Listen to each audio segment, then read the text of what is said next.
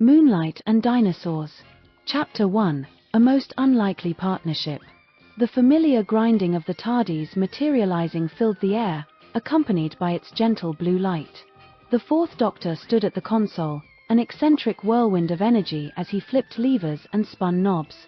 His signature scarf coiled loosely around his neck, and his hat hung on a nearby lever.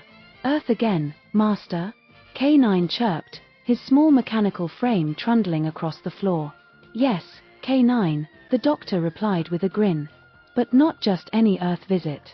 There's a peculiar ripple in time, right here in London. Fascinating, don't you think?" The TARDIS had parked itself beside the Thames, not far from Big Ben.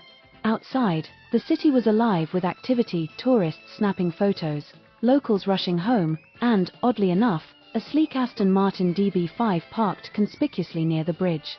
The man leaning against the car was the picture of suave confidence. His tailored suit gleamed in the fading light, and his piercing blue eyes flicked toward the TARDIS with measured curiosity. He didn't flinch when the door swung open. "Doctor, I presume?" the man asked in a voice so smooth it could charm a snake. "And who might you be?" the Doctor replied, tipping his floppy hat. "Bond. James Bond." The Doctor's face lit up with delight. "Oh, what fun. The legendary MI6 agent.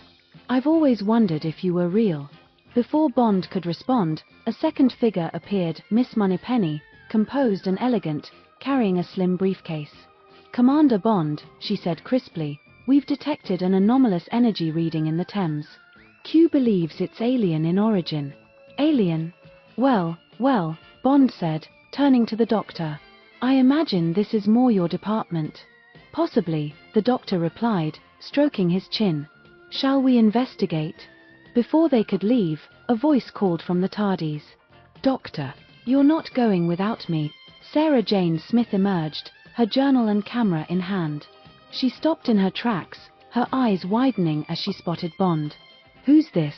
she asked. "Ah, Sarah Jane, meet James Bond." "James, this is Sarah Jane Smith, the best journalist in the galaxy." Bond offered a charming smile. "Pleasure, Miss Smith." Sarah Jane gave him a skeptical look. "Charmed, I'm sure."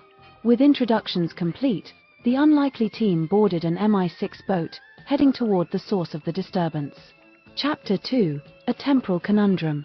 The MI6 boat glided silently through the Thames, its sleek design cutting through the water.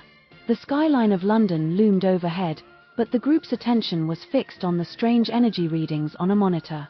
"Doctor," Sarah Jane said, leaning over his shoulder, "what exactly are we dealing with here?" The Doctor held up his sonic screwdriver, which was emitting a soft whir. "Oh, something quite out of the ordinary, I'd say. There's a faint trace of, oh, how delightful. Temporal energy. Temporal energy?" Bond repeated, arching an eyebrow. "Time energy," the Doctor explained. "Someone's been tampering with it. Naughty, naughty." The boat came to a stop near Greenwich, where the readings spiked. Beneath the surface, a hidden underwater base shimmered into view, its outline faint but unmistakable. "That's no ordinary structure," Moneypenny said, her voice tinged with awe. "It's a camouflaged facility," Bond said, slipping on a pair of infrared glasses. "Whoever's inside has gone to great lengths to remain hidden." Once inside, the team navigated a maze of sterile corridors. The hum of machinery echoed, and flickering lights created an eerie atmosphere. They eventually found themselves in a large lab dominated by a glowing machine. Standing before it was a man with wild grey hair and a manic glint in his eyes. "Dr. Victor Crane, I presume?" Bond said, his voice calm yet commanding. Crane turned slowly, his smile unsettling. "Ah, Commander Bond. And, the Doctor. You've brought friends, I see." "Your machine is dangerous, Crane," the Doctor said, stepping forward. "You're tearing holes in time." Crane's smile widened. "I'm creating a utopia, Doctor. A perfect world where the past, present, and future collide." "That's the trouble with utopias," Sarah Jane said sharply. "They always end in disaster." Before anyone could stop him, Crane activated the machine. A swirling vortex opened in the air, and from it emerged a towering Tyrannosaurus Rex. The creature roared, its eyes blazing with fury. "Time to run," the doctor shouted, grabbing Sarah Jane's hand. Bond fired a few shots at the machine, causing sparks to fly, before following them out. Chapter 3: Journey to the Cretaceous. The TARDIS shuddered violently as it landed in the Cretaceous period. When the doors opened, the group stepped into a world unlike any they'd ever seen.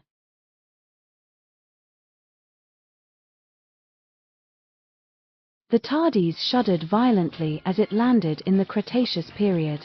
When the doors opened, the group stepped into a world unlike any they'd ever seen. Towering trees with massive fronds formed a dense canopy, and the air was thick with humidity. In the distance, the ground trembled as a herd of triceratops stomped through a clearing. "Brilliant," the doctor exclaimed, spinning around to take in the view. "The Cretaceous. 100 million years before your time, James." Bond, less enthused, surveyed the area with a critical eye. "And yet, the danger feels very present." Sarah Jane took a deep breath, marveling at the landscape. "It's beautiful, terrifying, but beautiful." Their awe was short-lived. A rustling in the bushes revealed a pack of velociraptors, their sharp teeth gleaming in the sunlight. "Stay back," Bond said, raising his Walther PPK. "No need for violence," the doctor said, holding out his hands. He whipped out his sonic screwdriver and emitted a high-pitched sound that confused the creatures, sending them scurrying away. "Not everything needs to be shot, Mr. Bond," the doctor said, grinning. "Old habits," Bond replied with a smirk. As they ventured deeper into the jungle, they found a massive metallic structure hidden among the trees. It was clearly cranes doing a temporal rift generator designed to pull time fragments into the present. "His meddling is destabilizing reality," the doctor said. "We have to stop him." Chapter 4: To the Moon and Back. After sabotaging Crane's machine in the Cretaceous, the TARDIS followed a faint energy trail to the Moon. The Doctor, Bond, Sarah Jane, and Moneypenny emerged into a sprawling lunar base. "Impressive," Bond remarked, adjusting his cufflinks. Crane's voice boomed over the intercom. "You followed me here? How persistent. But it's too late. My machine is nearly complete." They navigated the base, avoiding robotic guards patrolling the corridors. Bond, ever resourceful, disabled one with a well-placed shot and reprogrammed another to scout ahead. In the central chamber, Crane stood before a massive temporal machine, his face alight with triumph. "This ends now, Crane," the doctor said. Crane laughed. "You think you can stop me?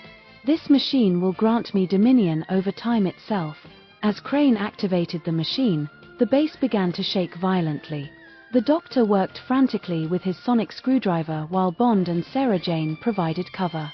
Finally, the machine overloaded, creating a massive vortex. Crane was pulled into it, his scream echoing as he disappeared. The rift closed, and the base fell silent. Chapter 5: Farewell. For now. Back on Earth, the group stood by the Thames, watching as the city returned to normal. "You've saved the world again," Sarah Jane said, smiling at the doctor. "Hardly alone," the doctor replied, tipping his hat to Bond. "Good teamwork, Mr. Bond." "Likewise," Bond said, offering his hand. "Let's hope we don't have to do it again." The doctor grinned. "Oh, the universe always has a way of keeping us busy." As the TARDIS dematerialized, Bond turned to Moneypenny. "Think Q could build us something like that?"